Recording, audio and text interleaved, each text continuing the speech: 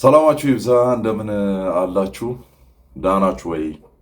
የነጋላችሁ እንኳን በደህና አደራችሁ። የመሸላችሁ ደግሞ እንኳን በሰላም አመሻችሁ። እንደምን አላችሁ?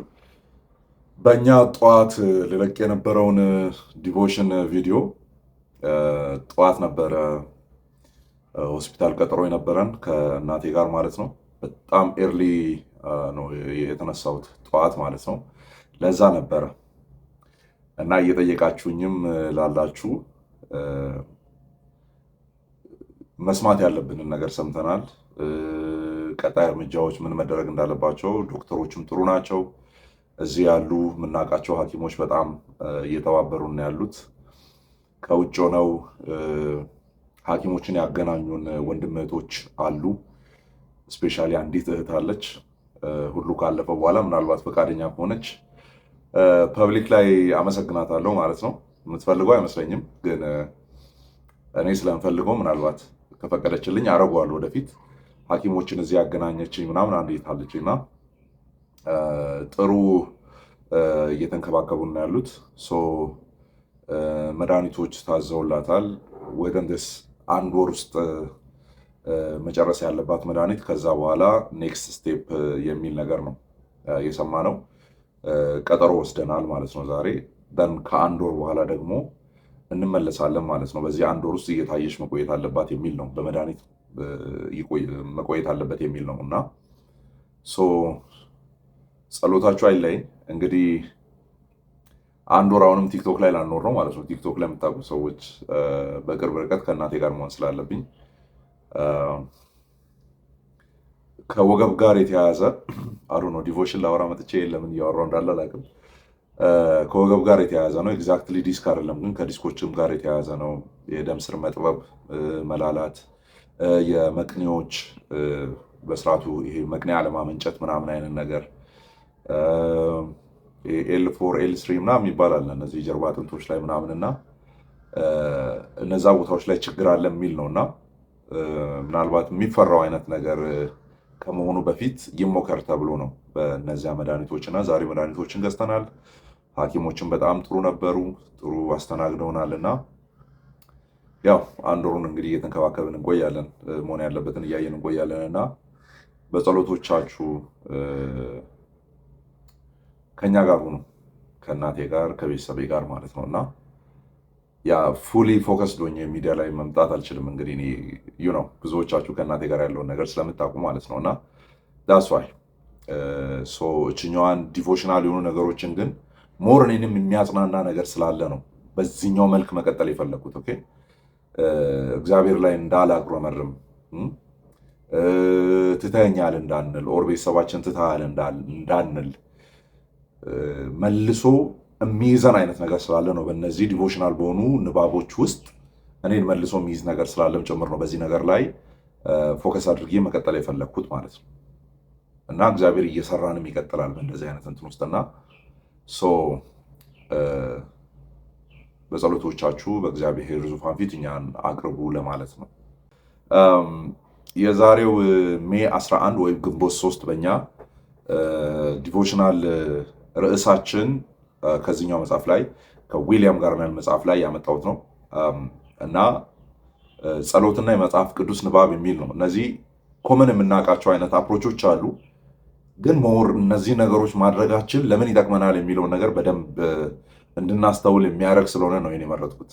ሞር ኦፍ ዶክትሪናል የሆነም ነበረ እንግዲህ 4፣ 5፣ 6 መጽሐፍት ነው እያገላበጥኩ ይህንን ቢሆን ይሻላል እያልኩ እየመረጥኩ ያለሁት እና ይህንን የመረጥኩበት ምክንያት አሁንም እኔም ቻሌንጅ መደረግ ስለምፈልግ እናንተንም ቻሌንጅ የሚያደርግ ነገር ስላለው ጸሎትን የተመለከተ የመጽሐፍ ቅዱስ ንባባችንን ባይብል ስቴዲያችንን በተመለከተ የሚናገረው ጥሩ ነገር ስላለ ነው። ኦኬ ኃይለ ቃል አድርጎ ያስቀመጠው ምንድነው? ዋና ሀሳብ ማጠንጠኛ አድርጎ ያስቀመጠው በእግዚአብሔር ቸርነት ታላቅነት ላይ ዘወትር ማሰላሰል ሜዲቴት ማድረግ በመከራ ጊዜ እንኳን ደስ እንዲለን ያስተምረናል የሚል ነው። ይህንን ነው ኤክስፓውንድ ማድረግ የፈለገው።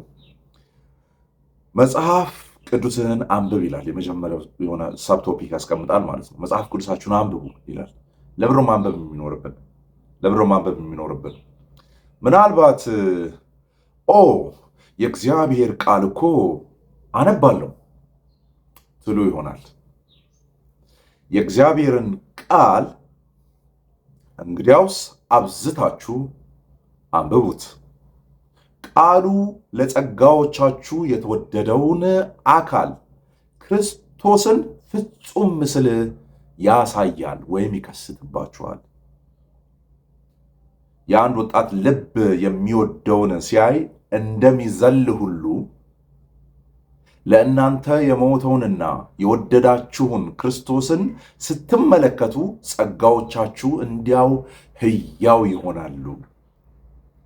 በተመሳሳይ ጊዜ ኃጢአቶቻችሁ በክርስቶስ ላይ ያስከተለውን ዋጋ ስታዩ ይህ በእናንተ ውስጥ መንፈሳዊ ሐዘንና ለኃጢአት ጥላቻን ሊፈጥር ይችላል፣ እንዲሁም ይገባል። አሰላስሉ። ከላይ ምንድን ነው ያለው? መጽሐፍ ቅዱሳችሁን አንብቡ ነው ያለው። ከታች አሰላስሉት ደግሞ አንብቦ ማስቀመጥ አይደለም። ማሰላሰል ለጸጋ ልክ እንደ ወናፍ ለእሳት ነው። ወናፍ ወደ እሳት ሲገባ ማለት ነው። ስናሰላስለው ግብአት ይሆናል ማለት ነው። ነገሮችን በደንብ መመልከት የምንችልበትን አይኖቻችንን ያሰፋልናል ነው። የዛለችውን ነፍስ በአዲስ የእግዚአብሔር ሐሳቦች ያነቃቃታል። ምን? ማሰላሰል። በእነሱ ላይ ስታውጠነጥኑ ቅዱስ እሳት ይነዳል በውስጣችሁ። ልባችሁ በውስጣችሁ ይሞቃል። ኦኬ። በእግዚአብሔርና በእናንተ መካከል ስላለፉት ነገሮች በማሰብ በየቀኑ ጊዜ ለማሳለፍ ወስኑ። በመጀመሪያ ከጌታ ስለተቀበላችሁት ምሕረት አስቡ። ምሕረትን አሰላስሉ። ጥያቄ ጠይቆ መልሱን እንዳልጠበቀው እንደ ጲላጦስ አትሁኑ። ዮሐንስ ወንጌል ምዕራፍ 18 ቁጥር 38 ላይ እንደሱ እንዳትሆኑ፣ አንብባችሁ ብቻ ሳታሰላስሉ እንዳትቀሩ። የእግዚአብሔርን የቸርነት ዘገባ በሕይወታችን ላይ እግዚአብሔር ሹክ የሚለንም ማለት ነው ሙሉ በሙሉ እስክትቀበሉ ድረስ ቆዩ። በውስጣችሁ መንፈስ ቅዱስ የቃሉን መልእክት እስኪያሰርጽባችሁ ድረስ ሪማይንድ አድርጉት፣ በደንብ አሰላስሉት። ኦኬ። ያኔ አዲስና አሮጌ የምህረት ትውስታዎች በነፍሳችሁ ውስጥ ሲፈሱ ታገኛላችሁ። ይህንን አሳልፎኝ የለ አሁን ይተወኛል፣ ይህንን በዚህ ጊዜ ምሮኝ የለ ታዲያ አሁን ይጨክንብኛል የምትሉት ነገር አለ። ወደኋላ እንድታውጠነጠኑ ያደርጋቸዋል ማለት ነው። በእግዚአብሔር ቸርነት ታላቅነት ላይ ዘወትር ማሰላሰል በመከራ ጊዜ እንኳን ደስ እንዲለን ያደርገናል፣ ያስተምረናል። ምክንያቱም የሚገጥመን ትንሽ ክፉ ነገር በእርሱ የተትረፈረፈ ምሕረት ባህር ውስጥ ያሰጥመናል። ከምሕረቱ የሚበልጥ ስለሌለ፣ ከቸርነቱ የሚበልጥ ስለሌለ በዚያ ውቅያኖስ ውስጥ እንሰጥማለን። ሁለተኛው ስለ ራስህ ወይም ስለ ራስሽ ስለ ባህሪም ምን በል አስብ። ቀኑን ሙሉ ለእግዚአብሔርና ለሰው የነበራችሁ አመለካከት ምን ይመስል ነበረ? ራሳችሁን እንዲህ ብላችሁ ጠይቁ። ነፍሴ ሆይ የት ነበርሽ? ለእግዚአብሔር ምን አደረግሽ? በዚህ ነጸብራቅ ውስጥ ለራስህ ሰበብ አትፈልግ፣ ወይም ራስን አታቆላምጠው። ለራስህ ሰበብ አትፈልግለት። ምክንያቱም በመጨረሻ እግዚአብሔር በሙሉ ፍትህ ይፈርዳልና ልብ ውስጥ ያለውን ያወጣልና። ልክ ሮሜ 2 ላይ እንዳለው ማለት ነው። ልብ ውስጥ የተደበቀውን ነገር ያንን ያወጣልና። ለራስህ ሰበብን አትፈልግ። በእግዚአብሔር የምህረት ውቅያኖስ ውስጥ፣ በእግዚአብሔር የፍቅር ውቅያኖስ ውስጥ ግባ። ከሱ የምትደብቀው ነገር የለም። ስትጸልይ አንተና እግዚአብሔር ናችሁ ፊት ለፊት የምትገናኙት። ያነበብከውን ነገር ስታሰላስለው አንተና እግዚአብሔር ናችሁ ፊት ለፊት የምትገናኙ። ስለዚህ የምትደብቀው ነገር የለም ይላል። ጸልዩ ይላል። ሶስተኛ ጸልዩ። የምታሰላስል ነፍስ ወደ ጸሎት በመጓዝ ላይ ናት። የእግዚአብሔርን ቃል እያሰላሰላችሁ ከርማችሁ በመሃል የሆነ ነገር እንደ ቡና ተጠርታችሁ ወይም ስልክ ተደውሎላችሁ በሆነ ጉዳይ ተነሳችሁ ብድግ የምትሉበት አይደለም። ወደ እግዚአብሔር ዙፋን በእንብርክክ እንድትቀርቡ ያደርጋችኋል፣ እንድትጸልዩ ያደርጋችኋል። ነፍስን ከእግዚአብሔር ጋር ወደ ጥልቅ ህብረት ለማምጣት ሁለቱ ግዴታዎች ማለትም ማሰላሰልና ጸሎት እጅና ጓንት ሆነው ይሰራሉ። ማሰላሰል እንጨቱን ያደራጃል። ነገር ግን እሳቱን የሚለኩሰው ብልጭታ ከላይ የሚመጣና በጸሎት የሚገኝ ነው። ማሰላሰልን እንደ እንጨት ቤንዚል እንደተርከፈከፈበት እንጨት ያደርገውና ጸሎት ያንን ያነደዋል። such a wonderful explanation, right? ያንን ሰማያዊ ብልጭታ ለመያዝ ወደ እርሱ ካልቀረባችሁ ነፍሳችሁ ለእግዚአብሔር ባለ ፍቅር እንዴት ሊነድ ይችላል? እንዴት ሊነድ ይችላል ይላል ማለት ነው። በጣም እንትን ይሄ ምስል ከሳች በሆነ ወይ እንዲህ በሚሞግተን ወይ ነው ያስቀመጠውና መጽሐፍ ቅዱስ ጥናቶቻችን ጸሎቶቻችን እንዲሁ መጸለይ ስላለብንና እንዲሁ ማንበብ ስላለብን ብቻ የምናደርጋቸው ነገሮች አይደሉም። ልክ አሳ ከውሃ ወጥቶ ህይወት እንደሌለው ሁሉ የክርስቲያን ህይወት ከእግዚአብሔር ቃል ተነጥሎ ህይወት አልባ ነው የሚሆነው ነው። ኦኬ፣ ህይወት አልባ ነው የሚሆነው። ህይወት እንዲኖረን ከእግዚአብሔር ጋር ህብረት እንዲኖረን ቃሉን ልናነብ ይገባል። ግን ማንበብ ብቻ አይደለም ማለት ምን አለ? እሱን ነገር ወደ ውስጣችን የሚያወርደው ማሰላሰል ይባላል።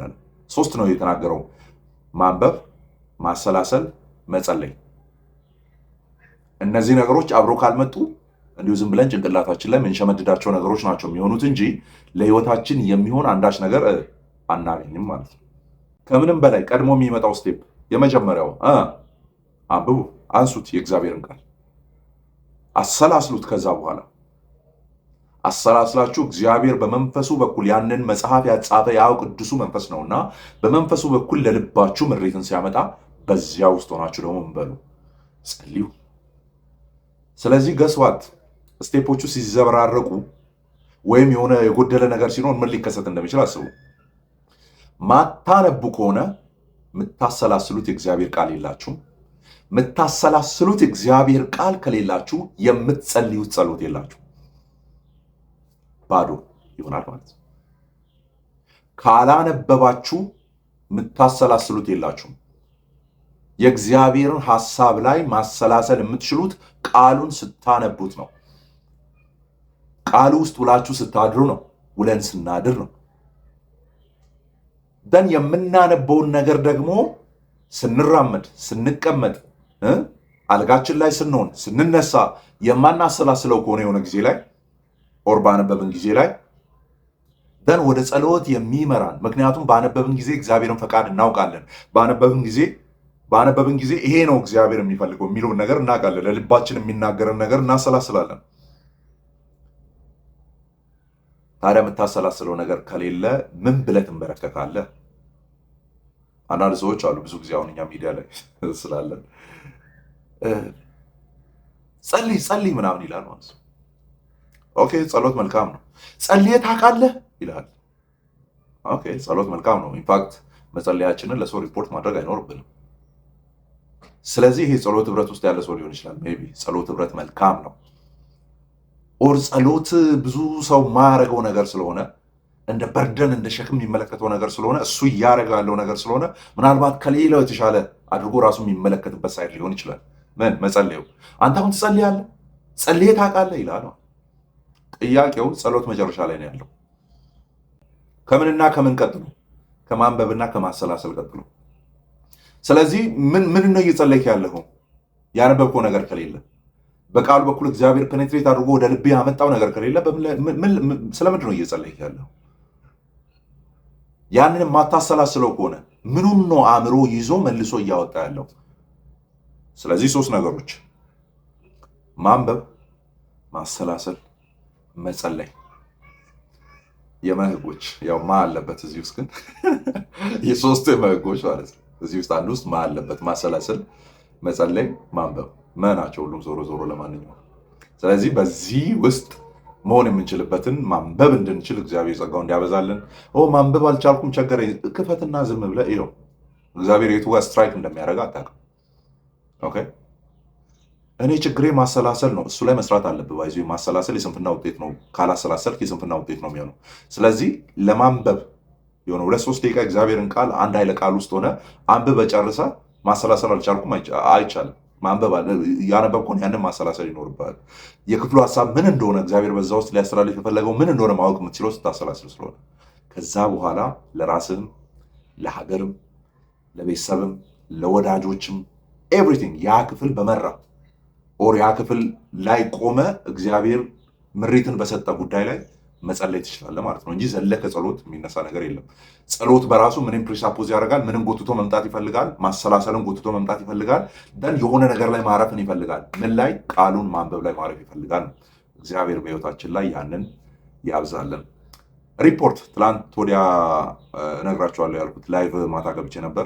ላይቭን ያልተከታተላችሁ ሰዎች ከዚህ ቪዲዮ በፊት ያለው እሱ ነው። ለ3 ሰዓት ያክል በጣም ብዙ ርዕሶች ላይ ነው ያወራሁት። ስፔሲፊካሊ ወይም እያሳለፋችሁን ቢሆን ማየት ትችላላችሁ። እንደዚህ ይሄ ስለ ይቅርታ ከባዱ ትግል የሚለው ዲቮሽን ላይ ቆሜ እኔ በጣም የምታገልበት ጉዳይ ነበረኝና እዚህ አንድ ሰው አግኝቼ ነበር ምናምን ብያለሁ። ሙሉውን ገብታችሁ የ3 ሰዓት ቪዲዮ አለ እያሳለፋችሁ ማየት ትችላላችሁ። እና ገስዋት አናግሬዋለሁ። በእኔ በኩል ያለውን ነገር እንደተውኩት ተናግሬያለሁ። አእምሮዬ ነፃ ሆኗል። በእግዚአብሔር ፊት የምነግራችሁ ማለት ነው። ደን ያም ግለሰብ ይቅርታ ካረገልኝ እንደቆየ ቂም በቀል እንዳልያዘ ነገር ግን መሀል ላይ አለመገናኘቱ አለመነጋገሩ ምናምን ነገሮችን እንዳሰፋ ነው እንግዲህ ያወራ ነው። እኔ በእኔ በኩል እንግዲህ አፕዴት አደርጋቸዋለሁ ያልኩትን ነገር አፕዴት አድርጌያቸዋለሁ። ከባዱ ትግል ብዬ ያስቀመጥኩት እንትን ላይ ያለፋችሁ ሰዎች ግቡና እዩ። እዛ ላይ ነው አፕዴት ላደርጋችሁም ጭምር ተናግሬ የነበረው ማለት ነው። እና የያዛችሁትን ነገር ተው፣ በቃ ይቅርታ የሚባለውን ነገር ማለት ነው ተበድላችሁም ቢሆን እለፉት የሚለውን ነገር አፕዴቱ ይሄ ነው። ተነጋግረናል። በእኔ በኩል በቃ እንዲህ አኝክ ያስኩት ነገር እንደሌለ ተናግሬያለሁ ማለት ነው። ፍሬ ማናውን በጣም ንጹህ ምንድነው ነፃ ሰው ነኝ። እግዚአብሔር አእምሮዬን ንጹህ አድርጎልኛል ማለት ነው። ሌሎች ደግሞ ይኖራሉ ራንደምሊ የሚመጡ በአንድም በሌላም እንትን ያላቸው ሰዎች ከእነሱ ጋርም ተያይዞ ያለው ነገር ደግሞ እግዚአብሔር እግረ መንገድ ወይም ተራ በተራ ከህይወታችን ላይ እንግዲህ ያነሰዋል ብዬ አስባለሁ ማለት ነው። እና እናንተም ይህንን አድርጉ። ምስክርነቶች እየመጡልኝ ነው፣ ጌታ በሚያውቀው ማለት ነው። በውስጥ የተነገረኝ አለ። ያንን የከባዱ ትግል የሚለው ቪዲዮ በኋላ በጣም የታገሉ ሰዎች ምናምን በውስጥ ያወሩኛሉ። አልችልም፣ በቃ መልቀቅ አልቻልኩ ምናምን የሚሉ ነገር ኋላ ላይ የለቀቁ ሰዎች አሉ። ኦኬ፣ የለቀቁ ሰዎች አሉ።